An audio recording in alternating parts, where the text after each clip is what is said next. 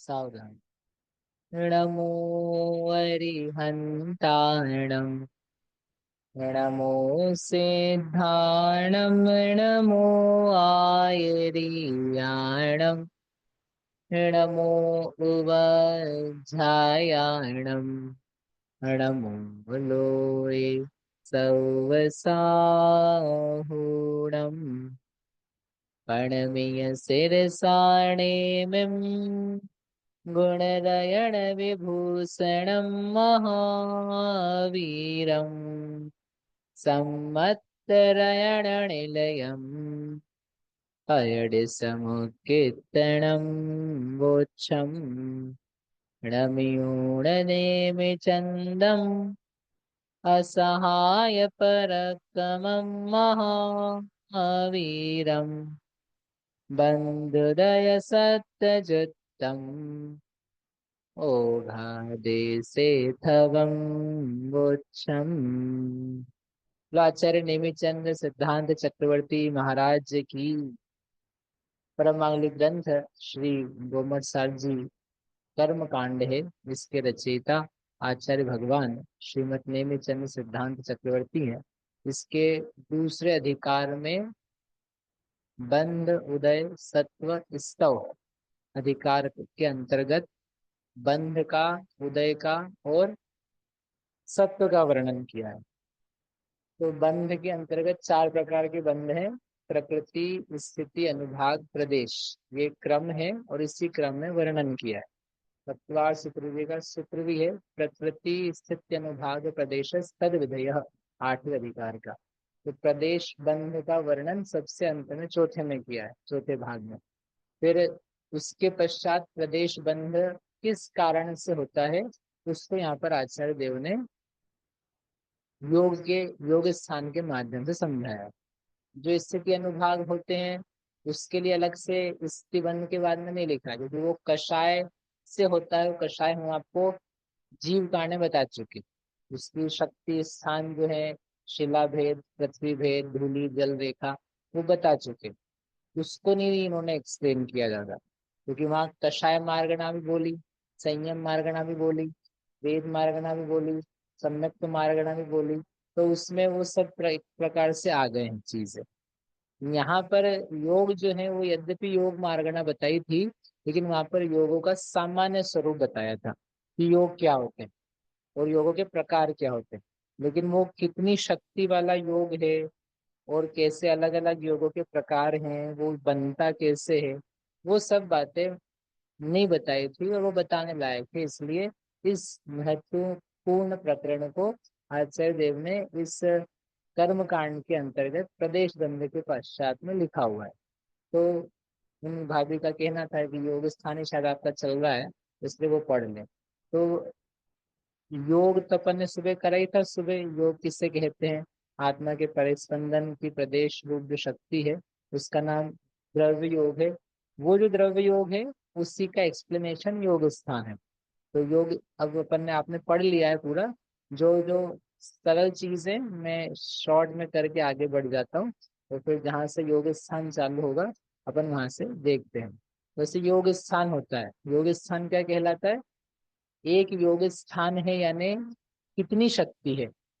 आत्म प्रदेशों के परिणमन को योग कहते हैं। परिस्पंदन का लेवल क्या है? तो वो जो लेवल क्यूमुलेटिव है, इकट्ठा है, उसका नाम है योग स्थान। एक योग स्थान। दूसरा कोई योग स्थान है तो उसमें शक्ति कोई भिन्न प्रकार की। एक एक प्रदेश की शक्ति का नाम योग स्थान नहीं है, जोड़ करके जो इकट्ठी शक्ति आ रही है उसका नाम योग स्थान है ना। तो ऐसे अलग अलग प्रकार के योग हैं, उनको बोलते हैं योग स्थान। समूह, सब प्रकार के योग। जघन्य योग स्थान यानी लेट से उसकी शक्ति 100 डिग्री की है, उससे बढ़कर के जो योग स्थान होगा 105 डिग्री की, 110 डिग्री वाला तीसरा, ऐसे समान समान शक्ति से बढ़ेगा।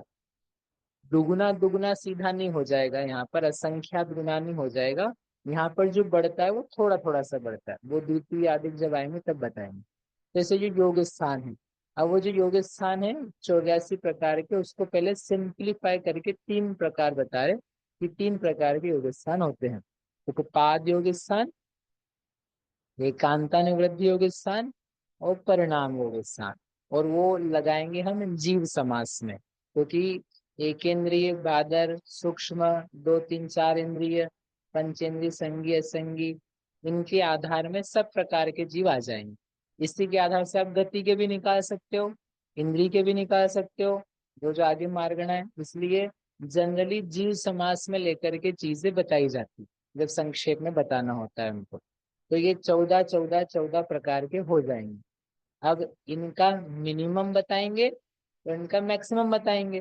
तो ये 14 कितने हैं, तीनों को जोड़ो तो 42, 42 हो जाते हैं।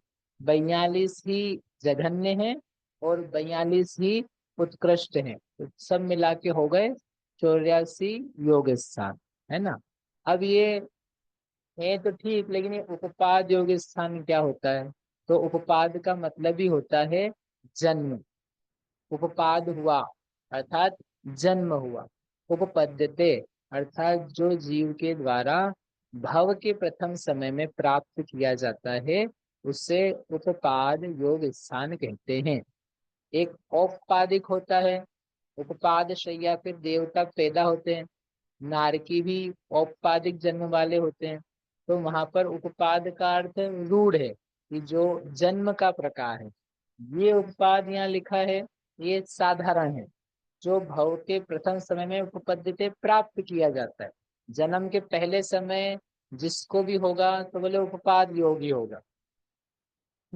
भले वो वहां धारण कर ले शरीर वर्गणाओं को, तो वो विग्रह गति से गया है, तो भले धारण ना करे शरीर को, कैसा भी हो, लेकिन पहले समय के योग का नाम है उपपाद योग। ऋजु गति से जाओगे तो पहली बार में ही परमाणु ग्रहण होना चालू हो जाएंगे शरीर के, पहले ही समय में ही शरीर के परमाणु, कर्म के नहीं बोल रहा हूँ, कर्म के परमाणु तो ग्रहण करने का अंतर कभी होते ही नहीं है, गैप पड़ते ही नहीं है।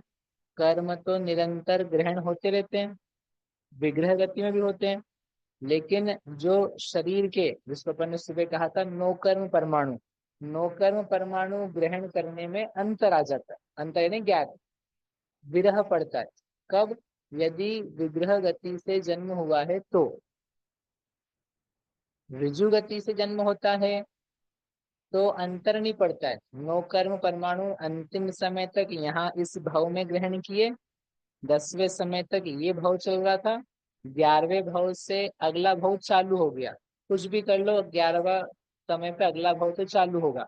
लेकिन 11वें समय पे आपने शरीर परमाणुओं को ग्रहण किया है, ये संभव है। वो ग्रहण ना किया हो, ये भी संभव है। ऐसे कैसे होगा? 10वें समय से यदि 11वें समय पे पहुंच गए जहां जन्म लेना है, ऋजु गति से गए शुरू होकर के, तो 10वें समय तक इस भव में परमाणु ग्रहण किए शरीर के, 11वें समय में उस भव में जाकर के परमाणु ग्रहण किए उस भव के, उस नए शरीर के लिए पहला पहला परमाणु ग्रहण, पहला चंक ग्रहण किया, पहला समूह ग्रहण किया। यदि इसकी वजह 11वें समय में विग्रह गति में ही है, पहुंचा नहीं अपनी जगह पर, यूं गया और इधर और जाना है, तो पहले समय यहाँ पहुंचे। कभी आप शरीर के परमाणु ग्रहण नहीं कर सकते हो। शरीर के परमाणु कब ग्रहण होंगे? पहुंचने पर, क्योंकि भी रास्ते में हो, तुमको जरूरत ही नहीं है। यहाँ पर टिफिन बांधने की कोई व्यवस्था नहीं है कि थोड़ा यहाँ से ले जाओ या रास्ते में से इकट्ठे करते हुए जाओ, बोले वहां जाएंगे तो पता नहीं मिलेगा कि नहीं मिलेगा। नहीं नहीं, तुम पहुंच जाओ, पहले तुम पहुंच जाओगे तो वहां मिल जाएगा। होगाड़ गाड़ एकदम सब जगह क्या है, परमाणु भरे हैं, डोंट वरी, आपको मिल जाएंगे, सब जगह मिलेंगे, ठसाठस भरे हुए। सो रास्ते में से कुछ भी लेकर के नहीं जाता है, पहुंचने पर ही ग्रहण होता है। तो ऐसे यदि विग्रह गति से जाता है व्यक्ति, जीव, तो उसको पहले समय में उपपाद योग तो होता है, परंतु नौकर्म वर्गणाएं ग्रहण नहीं होती है। और ऋजु गति से जाता है तो पहले समय में कर्म नौकर्म दोनों ही वर्गणाएं ग्रहण होती है। समझ में आया काका जी? क्या नहीं आया?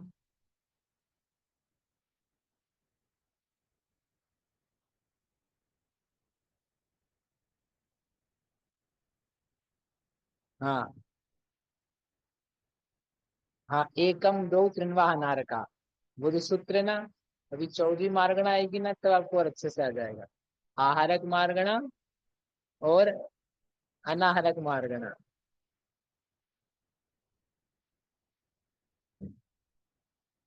तो माइक चालू हुआ है तुरंत बस। आहारक मार्गना, उसमें दो भेद है, आहारक होना और अनाहारक होना। हाँ ठीक है। तो आहारक किसे कहते हैं? कर्म ग्रहण करने को आहारक नहीं बोलते हैं। नौकर्म के परमाणुओं को ग्रहण करने को आहारक बोलते हैं। और नौकर्म ना ही ग्रहण करना, उससे रिक्त रहना, उससे अनाहारक बोलते हैं। अनाहारक कितने समय के लिए हो सकता है? अधिकतम 3 समय के लिए। एकम द्वौ त्रिन्वा अनाहारक, ये सूत्र है। 1 2 या 3 समय के लिए अधिकतम अनाहारक रह सकता है। फिर गुणस्थान के पहले के है। तो मोड़ा लिया, तो मोड़े लेकर के चौथे समय में जन्म हुआ यदि किसी जीव का, तो फिर वहां पर चौथे समय में आहारक बनेगा। 3 समय तक वो अनाहारक रहा। उन 3 समयों में से पहले समय में कौन सा योग था? उपपाद योग। दूसरे और तीसरे समय में रास्ते में ही अभी अब उपपाद योग नहीं है, अब योग एकांतानुवृद्धि हो। ठीक है। कोई ऋजु गति से गया है तो पहले ही समय में उसको जो योग है वो यद्यपि उपपाद योग है, तदपि उसने नौकर्म को भी ग्रहण किया, वो आहारक बना हुआ है, क्योंकि उसके रास्ते में गैप नहीं पड़ा है मोड़ने के लिए। खोज करके आहार ग्रहण कर लिया। आहार मतलब नौकर्म वर्गनाओं का ग्रहण कर लिया, है ना।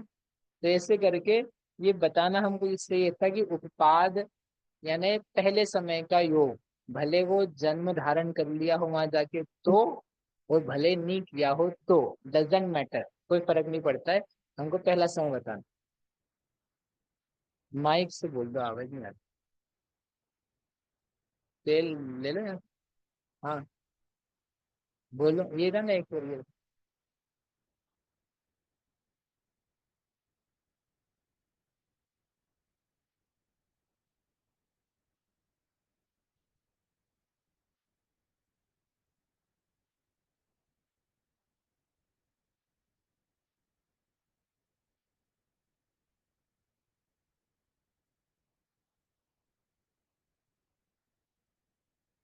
आप लोगों को समझ में आ रहा है? पूनम जी, संजय जी, ठीक है। बड़ी गोपेश जी, राकेश जी, अच्छा अब आ गया।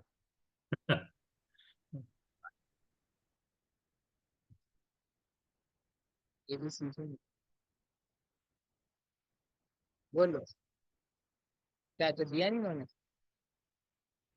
हाँ बोलो।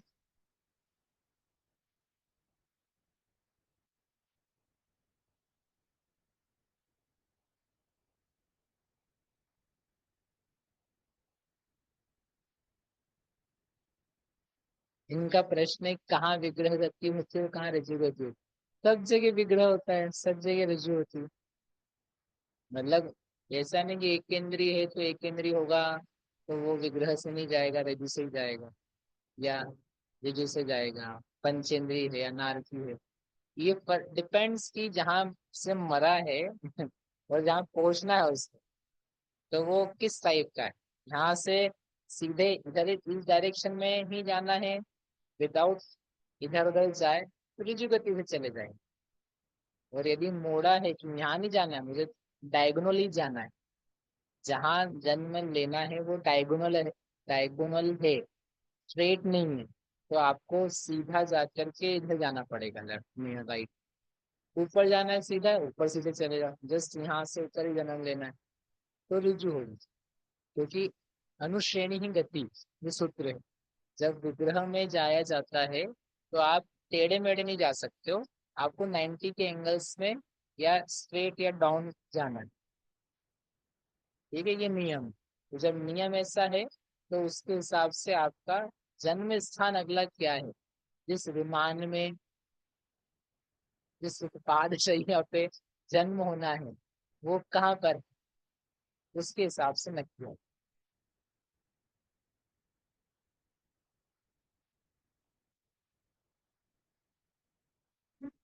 नहीं नहीं, निष्कुट से निष्कुट में जाने हो तो तीन चाहिए। अकेले निष्कुट में जाना उसके लिए तीन की कोई अनिवार्यता नहीं, कुछ जरूरी नहीं। क्योंकि आप जब बनाओगे ना, वो तीन बनाने केवल तभी बनता है निष्कुट, तीन मोड़े का, जब निष्कुट से निष्कुट में जाना। बिकॉज आपको पहले इधर अंदर आना पड़ेगा, फिर नीचे जाना पड़ेगा, फिर निष्कुट में जाना पड़ेगा, उसमें भी आपको डेप्थ में आगे आना है तो फिर एक और मोड़ा लेना पड़ेगा। रस नाली में दो ही मोड़े बनते हैं। रस नाली से भी निष्कुट में जाओ तो दो में क्या एक में भी पहुंचा सकते हैं। नीचे कोई एक केंद्री है, लेफ्ट में गया, नीचे वाला हिस्सा है, लेफ्ट में जाओ, एक ऋजु गति में आप निष्कुट में पहुंच जाओ। नीचे है ना, ऊपर को कोई एक केंद्रीय जीवित रस नाली में, एक केंद्रीय में जीवित, उसको जाना है, सीधे लेफ्ट में टर्न किया, निष्कुट में पहुंच गया। ये कोई नियम नहीं कि निष्कुट में जाने के लिए हमको तीन मोड़े चाहिए। निष्कुट से निष्कुट में जाने के लिए, वो भी अधिकतम हो तो वहां पर भी मैं दो में पहुंचा सकता हूँ। निष्कुट से निष्कुट में भी दो में पहुंच सकते हैं, लेकिन ऐसा एरिया है कि वहां पर, अब कोई डायगोनल वो चाहिए रहेगा, मैं आपको बाद में बताऊँ। मोटा भी है, ठीक है, और लेफ्ट राइट भी है, तो निष्कुट जो है, हम सुना, एक पेपर दे दो कैसे बता। यहाँ पर क्या, हम पेन नहीं लेके आए।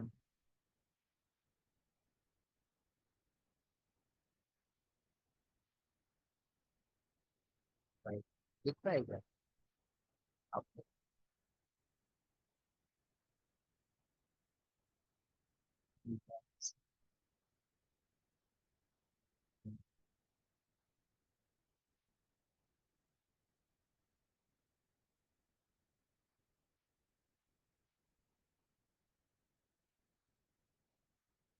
हम्म, ये दिख रहा है, ठीक है देख। अब यहाँ कोई जीव है, ठीक है, कहाँ है? जी। फिर यहाँ से इधर एक, नहीं मोड़ा नहीं हुआ, सीधे आए, फिर नीचे जाओ और यहाँ पर जन्म दिखा दो। तो एक, दो मोड़े में पहुंच गए, तीसरे समय पहुंच गए। ठीक है, अब इसमें ट्रिक ये है कि आप जिस स्थान पे थे निष्कुट में, उसके नीचे ही निष्कुट में पहुंचाना। तो मैंने दो में निष्कुट से निष्कुट में पहुंच गए। लेकिन अब जहाँ मैं इस जगह पे हूँ, जहाँ ये दिखाया है ना, इस पॉइंट ऑफ रेफरेंस इस जगह पे, तो नीचे जहाँ पैदा होना है, जस्ट इसके नीचे नहीं होना है, पीछे करा उसको जन्म, पीछे बैक में या फ्रंट में। ठीक है ना, तो अब यहाँ तक तो पहुंच गए आप, अब इसको आपको फ्रंट में ले जाने के लिए और आगे लेके जाना पड़ेगा, आगे मतलब एक मोड़ा और लेना पड़ेगा, तो फिर तीन बने। मतलब ये आप सब समझ लोगे ना, तो आपको सेट हो जाएगा कि वाह, अमेजिंग। वो तीन क्यों मोड़े बोले उन्होंने, तीन से ज्यादा क्यों नहीं बोले, कोई नियम ऐसा नहीं, वो टेक्निकल रूलर्स, कि अब मोड़ा हमको 90-90 में घूमना है, तो इस जगह से इस जगह तक मैक्सिमम इसी जगह हो सकता है ऐसा। बाकी आपको दो तीन मोड़े से ज्यादा, एक मोड़े से ज्यादा लेने की जरूरत ही नहीं पड़ेगी। ठीक है, दिखाई दिया आप लोग? ये फिर से प्रश्न था।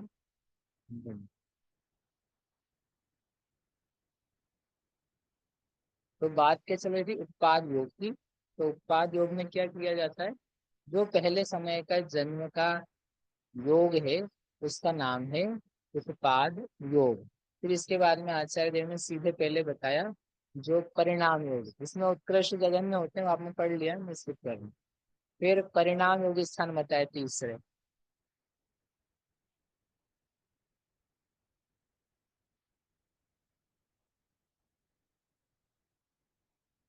हाँ बन सकता है ना, ये तो अपन ने, यदि किसी का मैक्सिमम बनेगा तो कब बनेगा, जब ऋजु गति से जाएगा। कोई ऐसा नहीं कि हर ऋजु गति वाले का उत्कृष्ट बनेगा, यहाँ से इधर ही जन्म लेना है। तो अभी ज्यादा नहीं जाना है ना, थोड़े में काम हो जाए, तो ज्यादा हमको वाइब्रेशन की जरूरत नहीं है।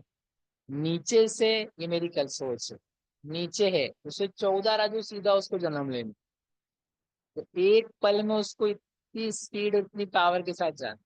तो आई थिंक, पढ़ रहा था आज से, मुझे ऐसा लगा कि वो नीचे से ऊपर तक जाना है ना सीधा 14 राजू, इससे ज्यादा और कहीं लेंथ नहीं है आपके पास जाने के लिए। आगे भी जाना हो तो 7 राजू आगे जा सकते हो आप, इधर से आगे। लेफ्ट राइट भी जाना हो तो 7 राजू है नीचे की भूमियों में, लेकिन 14 राजू कब जाओगे आप नीचे से नहीं, ऊपर, है ना। तो वो जो 14 ऑफिस में। राजू मैक्सिमम है, इसलिए उतना ऊपर एक साथ गया, तब वहां हाँ, पर ज्यादा शक्ति चाहिए, वहां जन्म ही ले लिया उसने। मेमनगर उस जाओ समय ना। उसको ऐसे जीव को क्या हो सकता है, मेमनगर चालू अधिकतम ने. योग हो सकता એવું છે. હમ. તમે શું કહેતા હતા કે આવું છે હિસાબ કરો? है। जघन्य उपपाद है तो उसको अपना, हाँ उत्कृष्ट नहीं पाया जाएगा, लेकिन जघन्य ही पाया जाएगा हर को, हर विग्रह गति वाले को जघन्य होगा, ऐसा नहीं। जहाँ उसके बाकी कारण भी मिल जाएंगे वहां पर बनेगा जघन्य, जहाँ इसके उत्कृष्ट के लिए बाकी कारण भी मिल जाएंगे वहां बनेगा। ये हमने एक कारण बताया, स्वामी की अपेक्षा से एक नियम दिया है, ऋजु गति वाले को होगा उत्कृष्ट, विग्रह गति वाले को होगा जघन्य। अब इसमें और नियम लगेंगे जो अपने को अभी पता नहीं है, दिए नहीं है, उसमें और नियम लगाए जाएंगे। अपर्याप्तक वाला करेगा, अनेकों बार उसने अपर्याप्तक बन गया, फिर जाके करा संक्लेश के साथ में, तो उसकी संक्लेश से योग स्थान बढ़े, वो सब करा करा करके बनेगा। ठीक है, चलो आगे परिणाम योग स्थान।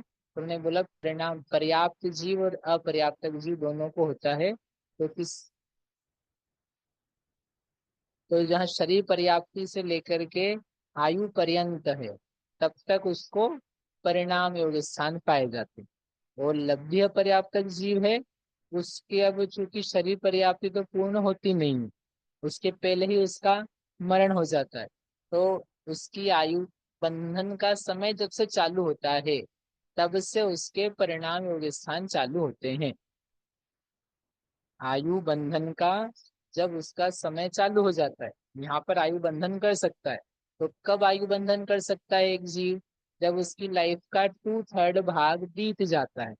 लब्ध्य पर्याप्तक भी जीव है, उसको भी वही करना है, आयु का 2/3 भाग बीत गया, 1/3 शेष बचा, तो जब वो 1/3 बचा है उस समय उसको परिणाम योग स्थान होना चालू होता है। उसके पहले कोई और प्रकार का योग पाया जाए, है ना, क्योंकि एक नियम दिया है कि जो जो आयु का बंध है वह परिणाम योग स्थान में ही होता है, भले पर्याप्त बांधे आयु चाहे अपर्याप्त बांधे आयु, बंधनी आयु है परिणाम योग स्थान में। ठीक है, इस प्रकार से ये परिणाम योग स्थान होता है। अब इन दोनों के बीच में जो योग स्थान है उनका नाम है एकांतानुवृद्धि योग स्थान।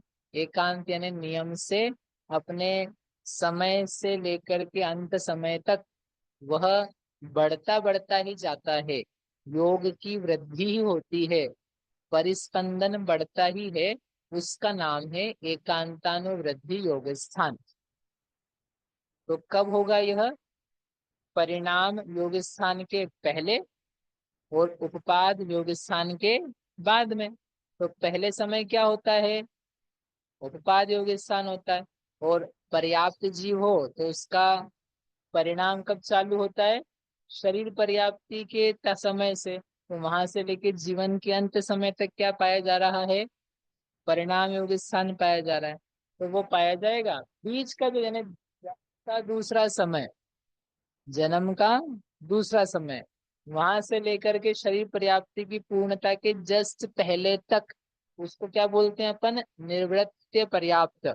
पर्याप्त प्ररूपणा में देखा था, निवृत्य पर्याप्त का जब तक उसका काल है तब तक उसका जो योग पाया जाएगा उसे क्या बोलेंगे, एकांतानुवृद्धि योग। ठीक है, ये इतने असंख्या समय छोटे मोटे नहीं है, यद्यपि वो अंतर मुहूर्ती है, 1 सेकंड भी नहीं है, लेकिन हर समय योग बढ़ना है, असंख्यात गुना असंख्यात गुना।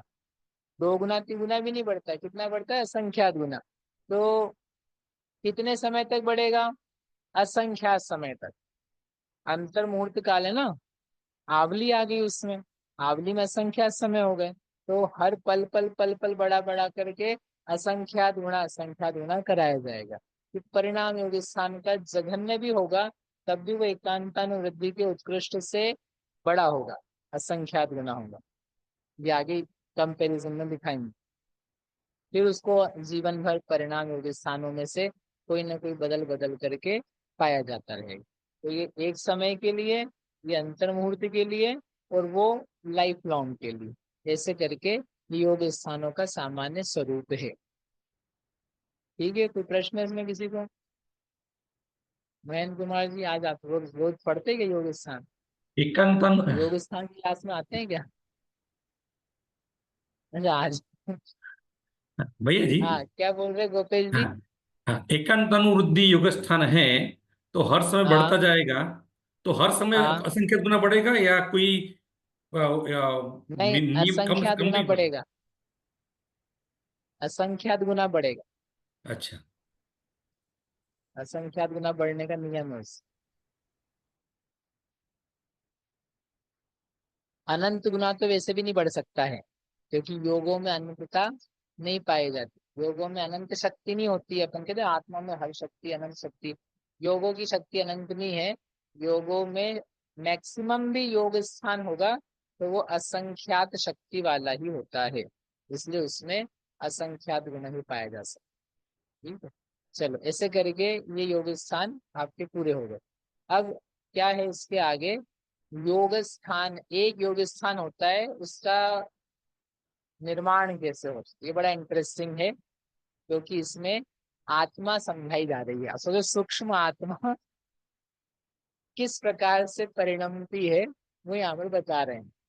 इसके प्रदेश प्रदेश को बताया जा रहा है। सो पूछा ना, आत्मा फिजिकल होती है कि नहीं? अगर ये फिजिकल नहीं होगी आत्मा, तो तुम कैसे क्या बताओ? ये सब उसका फिजिक्स है, उसमें पावर है, प्रदेश परिस्पंदन की शक्ति है, तो उसके अवयव है। ये भी आपने पढ़ लिए हैं, मैं संक्षेप में कर लेता हूँ। अविभाग प्रतिच्छेद यानी शक्ति का अंश है।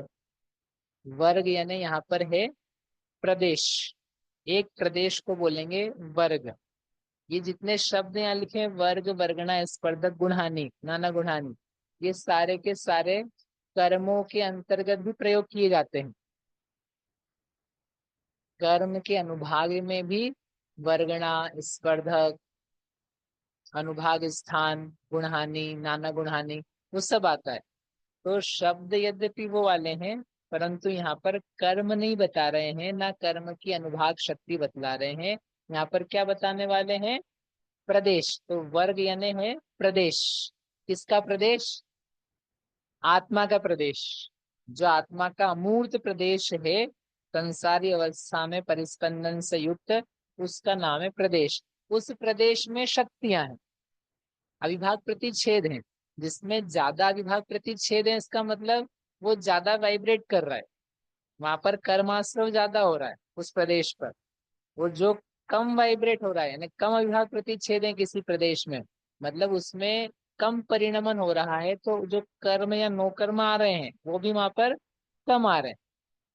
जितना कम होगा उतना कम प्रदेश आएगा, जितना अधिक वाइब्रेट करेगा उतना अधिक प्रदेश आएगा। परमाणु आएंगे कर्म के, है ना, बंध का आश्रय ज्यादा होगा। तो वर्ग है एक प्रदेश का नाम आत्मा के, और उस प्रदेश में योग के विभाग प्रतिच्छेद हैं। देखो, उसी एक प्रदेश में ज्ञान के भी हैं, आनंद के भी हैं, सम्यक्त के भी हैं, चारित्र के भी हैं, वीर के भी हैं, अनंत गुणों के हैं। अभी अपन किसके देख रहे हैं? लेकिन केवल योग के। नहीं तो आप बोले बस उतनी शक्ति vibrate, vibration is an adjective, वो एक विशेषण है। उस एक विशेषता से उस एक प्रदेश को देखा जा रहा है। उसी एक प्रदेश को मैं रूप बदल दूं तभी ज्ञान का प्रदेश है वो, ज्ञान आत्मा है। वाइब्रेशन नहीं हो रहा है, ज्ञान चल रहा है, ज्ञानात्मक है। अनंत है ना, अनंत जितने गुण हैं वो सब आत्मा के सर्वांग में है। तो एक एक प्रदेश में अनंत गुण है। और उसकी पर्याय है, स्वभाव है। वही प्रदेश नित्य है, वही प्रदेश अनित्य है, वही एक है, वही अनेक है। तो वो व्यू है हमारा, ये भेद दृष्टि है, भेद करके हम समझ। तो माइक का क्या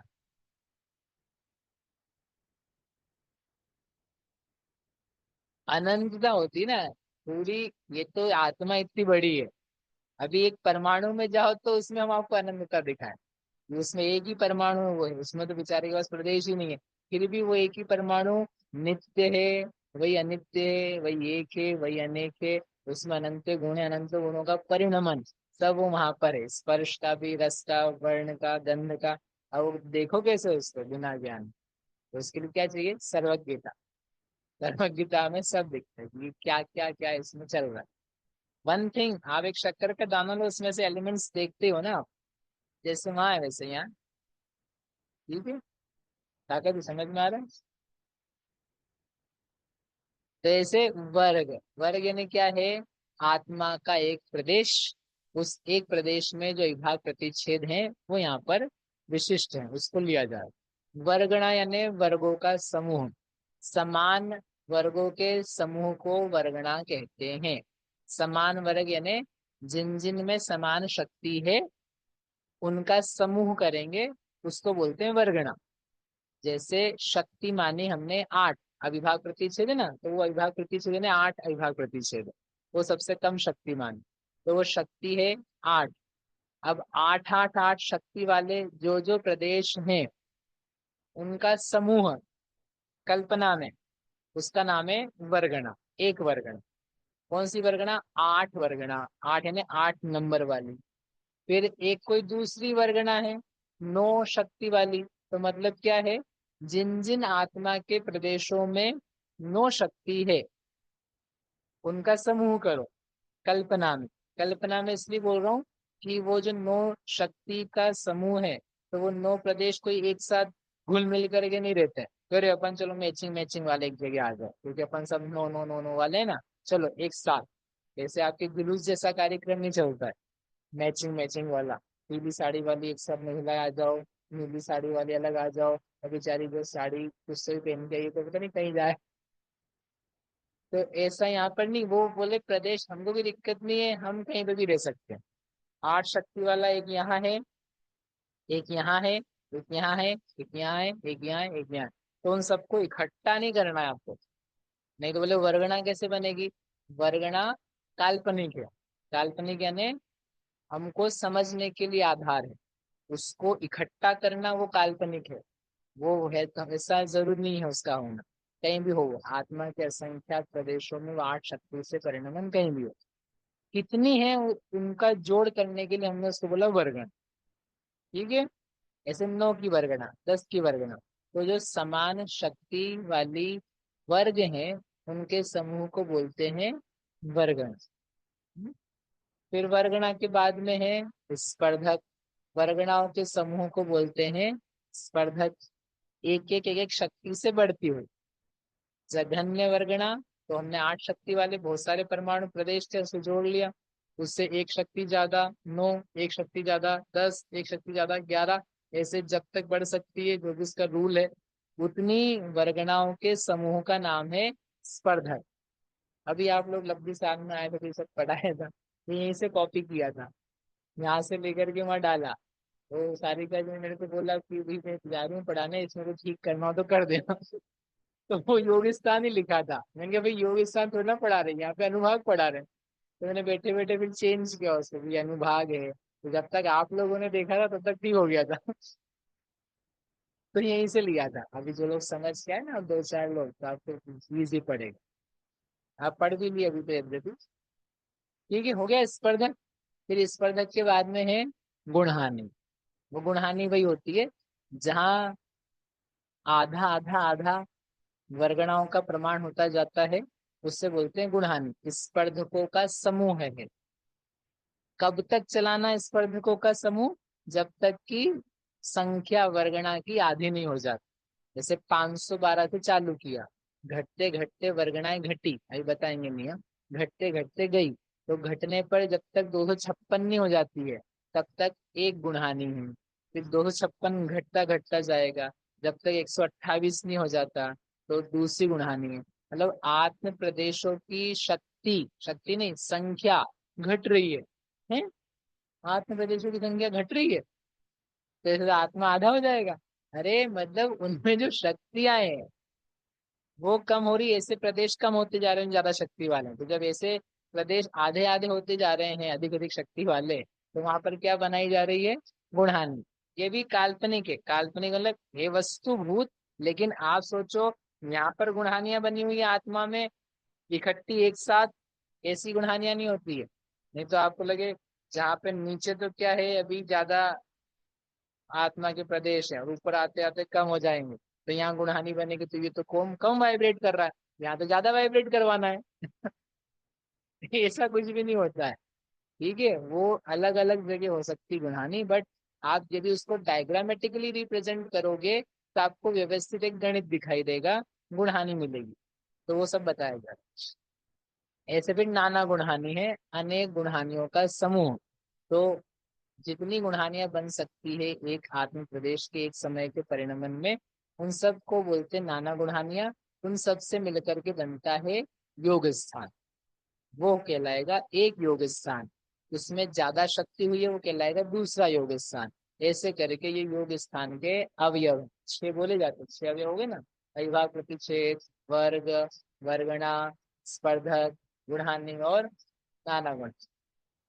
ठीक है, इसमें किसी को संदेह है क्या, ये आप पढ़ चुके हो?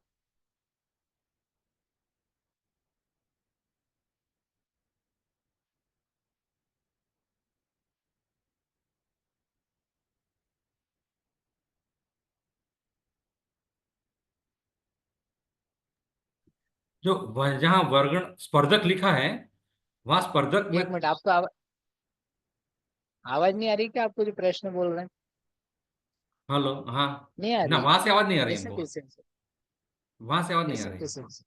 एक मिनट रुको, बोलो। नाना गुणहानि का समूह एक योग स्थान।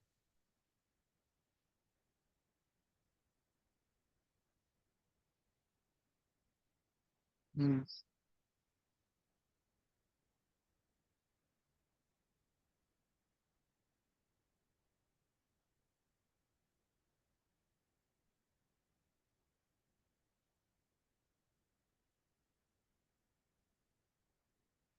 आप बताओ तो सही आगे।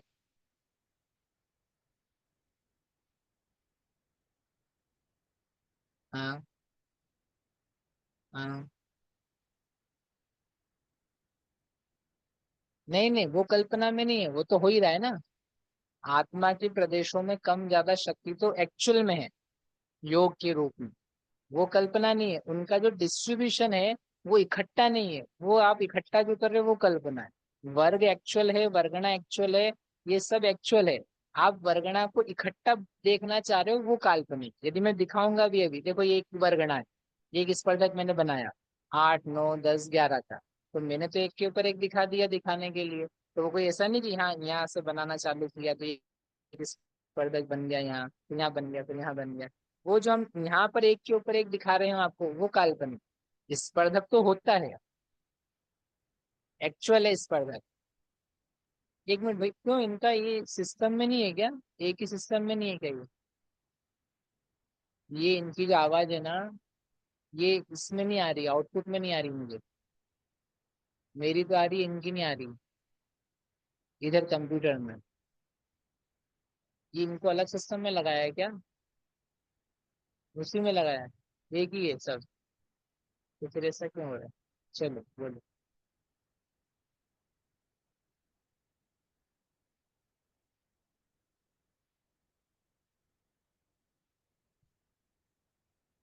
हाँ,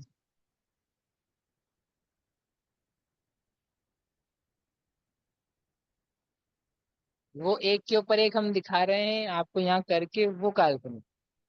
बाकी वो नाना गुणहानियां सब है, आत्म प्रदेशों में नाना गुणहानी रूप से ही डिस्ट्रीब्यूशन है। नहीं तो फिर ये तो सारा ही बेकार हो जाएगा ना, पढ़ने का मतलब ही क्या निकला जब पूरे ही काल्पनिक है। तो हमारा टाइम वेस्ट क्यों कर रहे हो ये? काल्पनिक वर्ड बोल करके आप उसको यहाँ ऐसा का ऐसा नहीं देखने लग जाओ, ये बोलने का अभिप्राय। हाँ, जो ट्रायंगल अभी बताएंगे ना आपको कि ये ट्रायंगल ऐसा बनता है, ये आत्म प्रदेशों में ऐसा, ये गुणहानियां हैं, तो ऐसे आपको लगे मेरी आत्मा तो ऐसे ट्रायंगल वाली है क्या? ऐसी नहीं है, वो कहीं पर भी हो। लेकिन उसको यदि अलग अलग अलग करके हम इकट्ठा करेंगे तो ट्रायंगल के रूप में दिखाई देगी, शक्ति की अपेक्षा से, प्रदेश के डिस्ट्रीब्यूशन की अपेक्षा। हाँ भूपेश जी, अब बोलो, आप क्या बोल रहे हो? जो स्पर्धक बनेगा हाँ, जो वर्गणाओं का, तो उस वो कितनी वर्गणाओं का स्पर्धक बनेगा वो? अभी कर रहे हैं ना अपन, वही सब करेंगे। अच्छा हाँ। नहीं आपने जो मैंने जो होना गुणहानी है, में। हाँ। गुणहानि बनेगी, अभी यही सब आगे वर्णन आने वाला। चलो, ये सब अच्छा करेंगे, टाइम बस बस। हाँ, योगी स्थान क्या है, अब इसमें आगे जो दिया है तो ये संख्याएं दी है, तो पहले एक बार अपन उदाहरण कर लेते हैं। उदाहरण करके फिर यहाँ पे वापस से आते हैं। उदाहरण भी इजी आपने किया हुआ है अनेकों बार। ये एक्चुअल में संख्या, सारे अवयवों को उदाहरण से समझते हैं।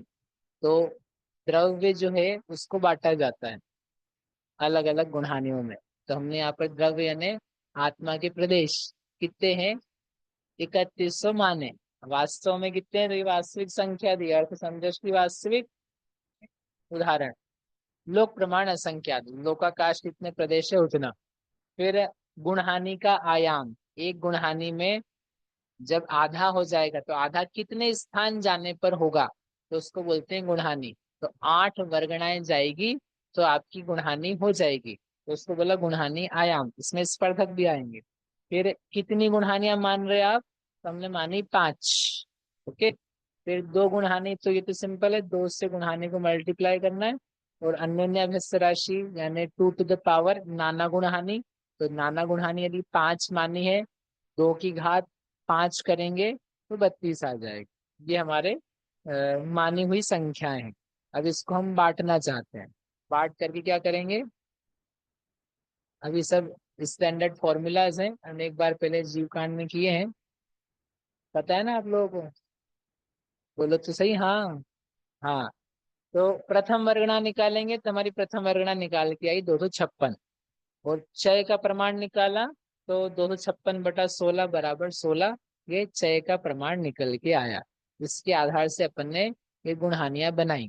तो क्या बनी इसमें, पहली वर्गना, नीचे से ऊपर तक बनाया हुआ है, पहली गुणहानि, वर्गना, दूसरी वर्गना, ऐसे ऐसे करके यहाँ बना दिया। ये है प्रदेशों का डिस्ट्रीब्यूशन। जो असंख्यात प्रदेश हैं वो किस प्रकार से वर्गणाओं में घटते क्रम में बटे हुए। तो 256 वर्ग हैं, उसकी एक वर्गना है। तो 256 लिखा है ना यहाँ पर, तो ये क्या चीज है, वर्ग है कि वर्गना है कि स्पर्धक है? वर्गना है। उस वर्गना में वर्ग हैं, कितने वर्ग हैं कृतिका, 256। ठीक है, 256 वर्ग हैं, वर्ग यानी क्या है, प्रदेश ने 256 आत्मा के प्रदेश हैं, वह कुल मिलाकर के पहली वर्गना। फिर उसमें एक क्षय कम किया तो 16 कम किया, 240 आया। तो 240 क्या चीज है, दूसरी वर्गना, वो एक है, उसकी संख्या एक ही बोली जाती है, ऐसा नहीं बोलना है आपको। 240 वर्गणाएं हैं, 240 वर्गणाएं नहीं है, 240 तो वर्ग हैं, उन वर्गों का समूह वर्गना है, तो ये हुई दूसरी वर्गना। फिर ऐसे तीसरी, चौथी, तो ये वर्गणाएं वर्गणाएं हैं।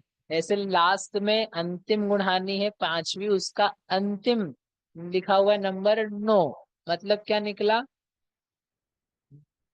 9 वर्गों की एक वर्गना है।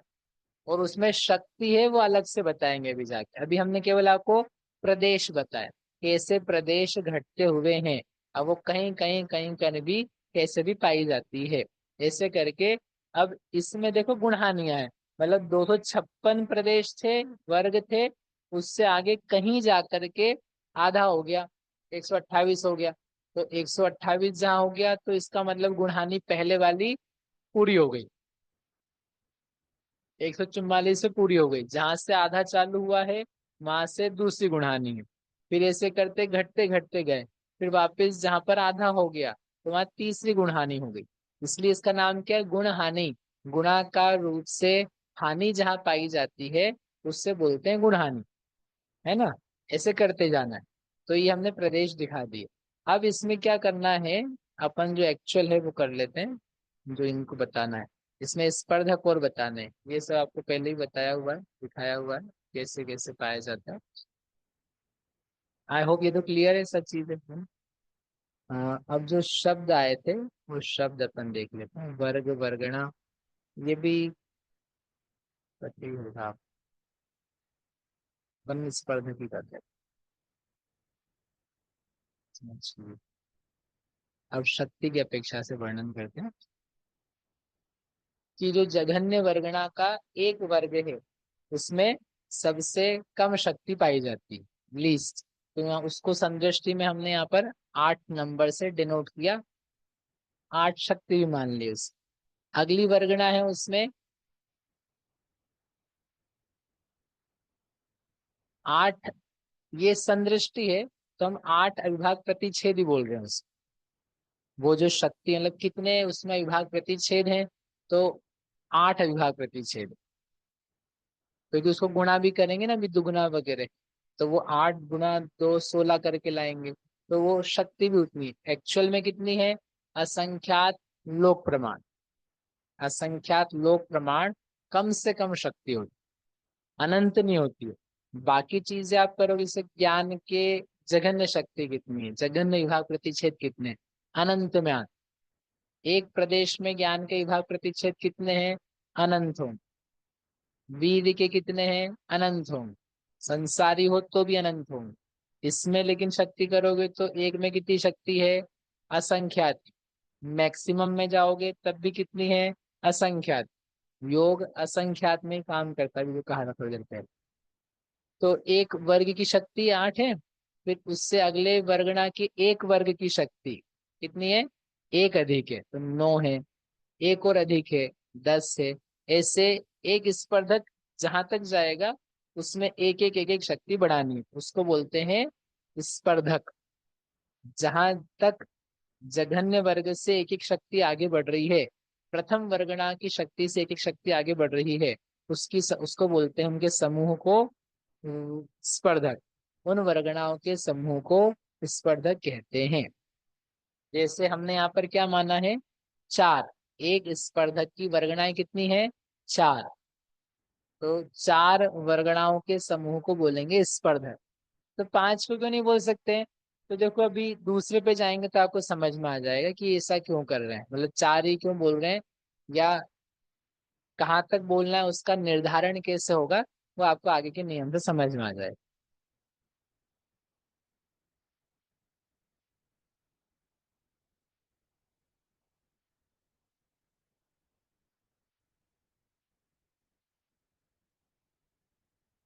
हम्म।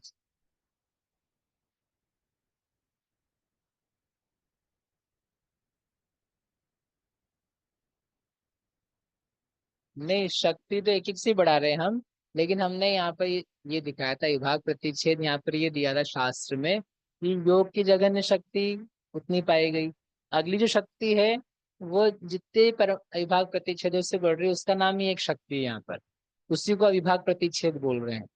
मतलब वो 2 शक्ति है समझ लो, जैसे ये 10 है, और ये जैसे जघन्य योग शक्ति ना वो 10 लिखी है, तो उससे जो अगला प्रदेश जहां पर उससे लीस्ट बढ़ती हुई शक्ति पाई जाए, कम से कम भी बढ़ाया, तो वो सीधे आपको 12 मिला।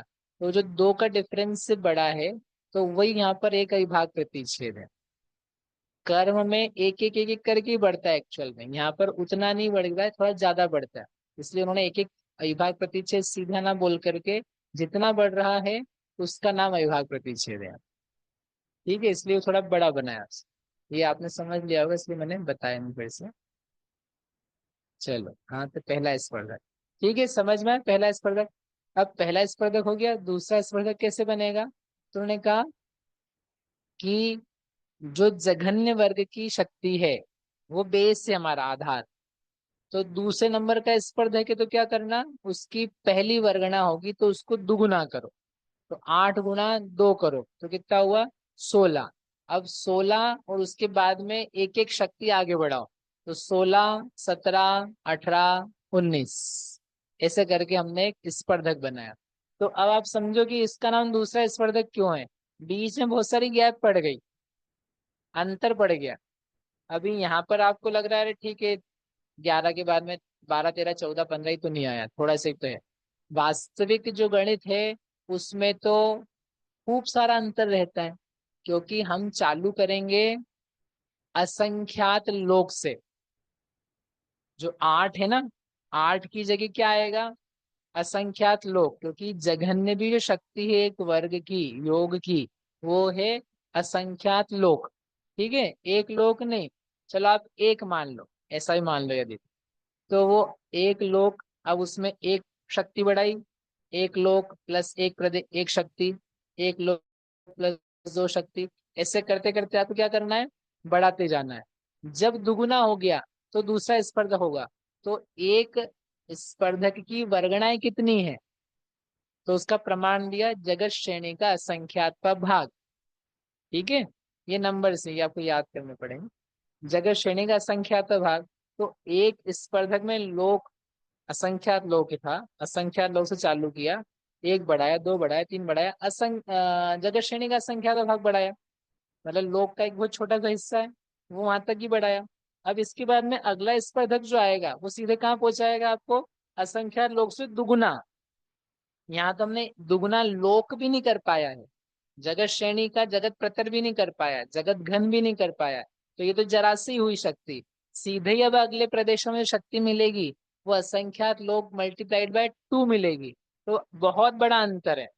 तो ऐसा अंतर जहां पर प्राप्त होता है तो स्पर्धक चेंज हो गया, समझ में आया। स्पर्धक में इसलिए इसका अलग अलग स्पर्धकों का नंबर है, क्योंकि बीच में बहुत सारा गैप है, कहाँ तो असंख्यात लोक की शक्ति थी और कहाँ सीधे आप डबल शक्ति लेकर के आ गए, बीच के स्थान आपने खूब सारे छोड़ दिए। 8 की बजाय लेट से यदि अपन यहाँ पर 100 मान लें, तो 100 है, 101, 102, 103, ये हो गई वर्गना पूरी। अगला जो मिलेगा 200 मिलेगा, तो 104 से लेकर के 199, इतना सारा गैप आपने छोड़ दिया। इसकी बजाय मैं 1 लाख मान लूं, 1 लाख जघन्य, तो दूसरा क्या होगा, 2 लाख, और वर्गना तो उतनी ही 4 वाली, तो बीच में लाख स्थान चले गए। 1 करोड़ मान लो तो बीच में करोड़ स्थान चले गए। असंख्यात मान लो तो असंख्यात स्थान चले गए। अनंत शक्ति होती जहां पर, तो जघन्य है अनंत, दुगना मानोगे वर्गना तो उतनी है ना, अनंत स्थान छोड़ने पड़ेंगे, अनंत स्थान छूटेंगे। जब कर्म के अनुभाग में चलता है तो अनंत में चलता है, तो स्पर्धा कैसे ऐसे बढ़ता है, बीच की अनंत शक्तियां है ही नहीं, ऐसे कर, तो वो स्पर्धक नाम दिया उन्होंने। आप कभी ये सोचना कि कितना टेक्निकल है कि वो क्यों स्पर्धक नाम दे रहे हैं, बीच में शक्तियां नहीं है, ऐसे करके भी कोई कल्पना हो सकती है, कोई बात हो सकती है ऐसी भी कोई विशेष।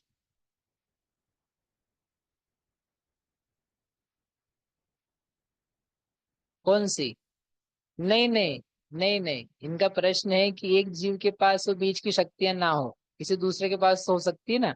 तो अभी जो हम योग स्थान बना रहे हैं ना, योग स्थान में जो शक्तियां पॉसिबल है वो पॉसिबल है, जो नहीं है वो नहीं है।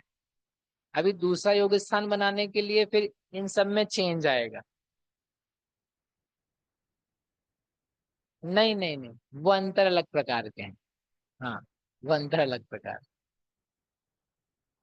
धवला में दिखाया कि दूसरा कैसे बनता है, उसके पहले तक समझ में नहीं आया था हमको कि बनेगा कैसे।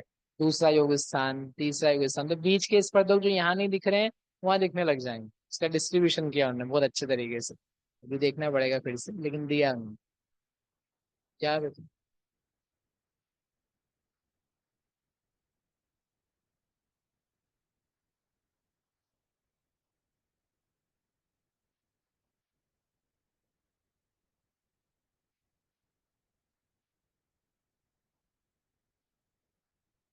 हम्म। हाँ,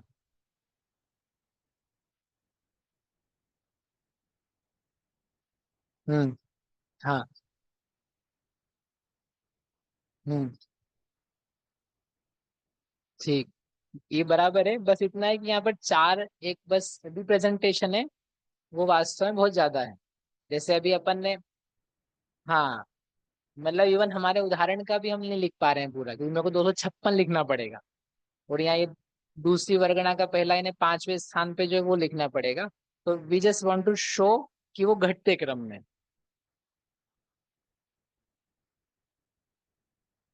8 वर्गणाओं की नहीं बनाई है, एक गुण हानि। हाँ।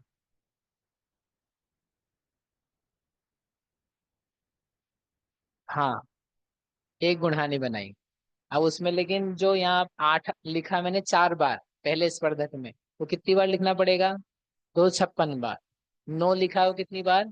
240 बार। ऐसे लिखना पड़ेगा, तो वो नहीं लिख सकता हूं मैं। तो इसलिए आचार्यों ने ये यही संदृष्टि लिखी। हम ये 16 16 4 3 2 एक बार लिख करके ये बताना चाह रहे हैं कि वो घटते क्रम में है ना, ताकि नहीं तो वो एक ही समझे कोई व्यक्ति, तो वो एक नहीं है वहाँ। It is just a representation, बाकी सब आपका कहना बराबर है। चलो आगे।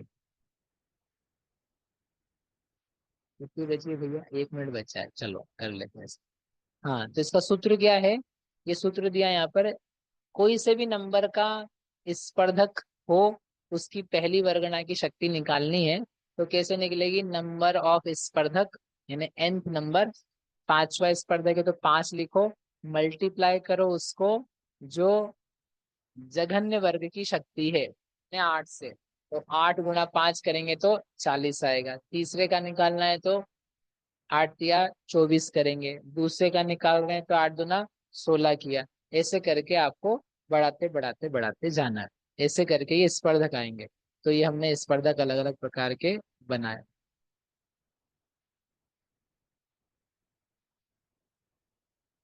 हाँ,